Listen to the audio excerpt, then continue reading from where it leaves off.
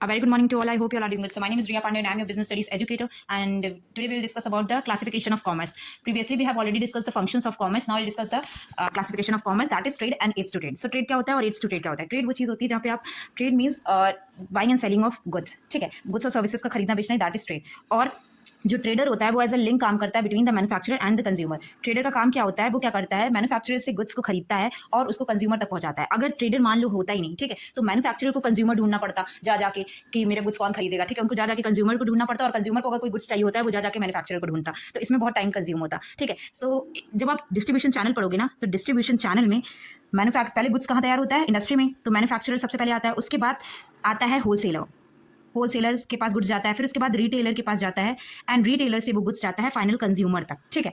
अब ये जो होलसेलर और रिटेलर है, दे आर कॉल्ड ट्रेडर, ये लिंक की तरह काम करते हैं मैन्युफैक्चरर और कंज्यूमर के बीच में, ठीक है। उन्हीं के बारे में हम आज डिस्कस करेंगे। तो अब ट्रेड दो टाइप्स के होते हैं, इंटरनल ट्रेड दो टाइप्स के होते हैं, इंटरनल ट्रेड होता है और एक्सटर्नल ट्रेड होता है। इंटरनल ट्रेड जो with in the boundaries of the country होता है, मतलब ऐसा ट्रेड जैसे फॉर एग्जांपल लखनऊ में कोई गुड्स आपने मैन्युफैक्चर किया, आपने बिस्किट्स बनाए, तो आप वो बिस्किट्स लखनऊ में ही नहीं बाहर के स्टेट्स में भी, मतलब इंडिया के बाकी के स्टेट्स में, महाराष्ट्र में बिक सकते हैं, आंध्र प्रदेश में, कर्नाटका में, केरला में, ठीक है, आप वो गुड्स कहीं भी बेच सकते हैं। बट इंडिया के अंदर मतलब होम कंट्री में जो आप गुड्स बनाओ और होम कंट्री में ही बेचो, that is called internal trade. And कोई गुड्स आप बनाओ जो होम कंट्री के साथ साथ होस्ट कंट्री मतलब बाकी की कंट्रीज में भी और अनदर कंट्रीज में भी सेल करो, that is called external trade और फॉरेन ट्रेड कहते हैं, ठीक है। अब इंटरनल ट्रेड में दो आते हैं, होलसेलर ट्रेड आते हैं, होलसेल ट्रेड और रिटेल ट्रेड। होलसेल ट्रेड क्या होता है, देखो होलसेल ट्रेड होलसेलर परफॉर्म करता है, जैसे अभी डिस्ट्रीब्यूशन चैनल में बताया था ना, मैन्युफैक्चरर से गुड्स लेता कौन है, होलसेलर लेता है।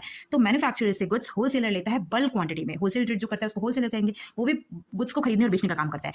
बट होलसेलर क्या करता है, बल्क में मतलब ज्यादा क्वांटिटी में गुड्स को खरीदता है मैन्युफैक्चरर से कैश में, वो कैश देके ढेर सारा प्रोडक्ट्स खरीद लेता है, उसको अपने गोडाउन में रखता है और फिर उसके बाद उसको रिटेलर को सेल करता है। क्रेडिट में भी सेल करता है, ठीक है, मतलब उधार में क्रेडिट में सेल कर देता है, बाद में उसको फ्यूचर में पेमेंट मिल जाता है। बट कैश में ट्रांजेक्शन तुरंत किससे करता है, मैन्युफैक्चरर से, उसके बाद गोडाउन में लग देता है। और सबसे बड़ी खास बात होती है होलसेलर की, वो एक ही लाइन ऑफ प्रोडक्ट्स में डीलिंग करते हैं। जैसे फॉर एग्जांपल अगर कोई ऐसा होलसेलर है, ठीक है, वो सिर्फ साबुन पकड़ा रहा है, मतलब सोप का डीलिंग करता है सिर्फ, तो वो सिर्फ सोप की वैरायटी ले आएगा, ठीक है, और रिटेलर को वही सेल करेगा। जैसे फॉर एग्जांपल आपने बहुत सारी रिटेल शॉप्स पे देखा होगा, सुबह सुबह दूध की गाड़ी आती है, दूध ब्रेड और ये सब देती है, तो वो ब्रेड से रिलेटेड सारी चीज देती है। फिर चिप्स की अलग गाड़ियां आती हैं जिसमें स्नैक्स वगैरह मिलते हैं। तो होलसेलर क्या करते हैं, एक ही लाइन ऑफ प्रोडक्ट में डीलिंग करते हैं, ठीक है बेटा।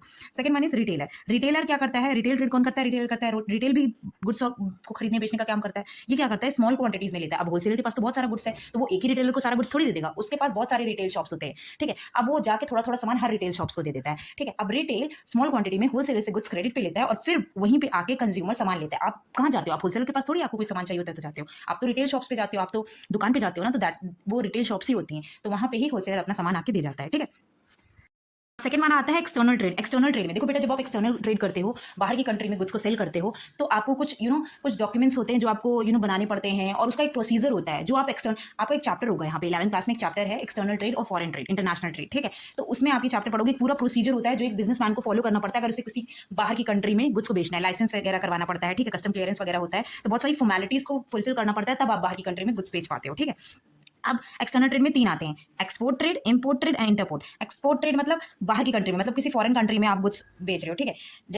अब जैसे इंडिया बाहर की कंट्री में गुड्स भेज रही है किसी फॉरेन कंट्री में, that is called export. Import मतलब बाहर की कंट्री से अपने यहाँ गुड्स ले आना, ठीक है। जब आप एक्सपोर्ट करोगे तो फॉरेन करेंसी आपके कंट्री में आएगी, और जब आप इंपोर्ट करोगे तो आपके यहाँ से करेंसी बाहर जाएगी, ठीक है। तो इंपोर्ट करना मतलब हमारे यहाँ जो शॉर्टेज है जिन गुड्स की, जैसे ऑयल वगैरह, पेट्रोल वगैरह, तो हम वो बाहर की कंट्री से मंगाते हैं, और हमारे यहाँ जो चीज़ें ज़्यादा है वो बाहर की कंट्री में बेचते हैं, ठीक है। जैसे वीट वगैरह, हमारे यहाँ एग्रीकल्चर से रिलेटेड ज़्यादा प्रोडक्शन होता है क्योंकि फार्मर्स बहुत ज़्यादा है यहाँ पे, तो हम एग्रीकल्चर प्रोडक्ट्स बाहर की कंट्री में बेचते हैं, तो एक्सपोर्ट करते हैं। तो third one is interport. Interport क्या होता है बेटा, इंटरपोर्ट में कि आप क्या करते हो, आप बाहर की कंट्री से गुड्स मंगाते हो बट खुद के कंजम्पशन के लिए नहीं, किसी और कंट्री को देने के लिए। जैसे फॉर एग्जांपल आप चाइना से कोई प्रोडक्ट मंगा रहे हो, आप इंडिया में रहते हो, आप चाइना से प्रोडक्ट बल्क में मंगवा रहे हो, पर खुद के कंजम्पशन के लिए नहीं, आपको उसको इटली में भेजना है, फ्रांस में भेजना है, किसी और कंट्री में भेजना है, ठीक है, जापान में भेजना है, किसी और कंट्री में भेजना है, मतलब खुद आप कंज्यूम नहीं कर रहे हो गुड्स, आप दूसरी कंट्री से गुड्स मंगा रहे हो और किसी तीसरी कंट्री में बेच रहे हो, उसको कहते हैं इंटरपोर्ट। जब भी हम बाहर की कंट्री से गुड्स मंगाते हैं अपने कंजम्पशन के लिए नहीं, किसी और कंट्री को देने के लिए गुड्स, हम So that is all about the trade and types of trade. So thank you for watching this video. Stay tuned for the next video and kindly like and subscribe for my channel so that you can see video constantly.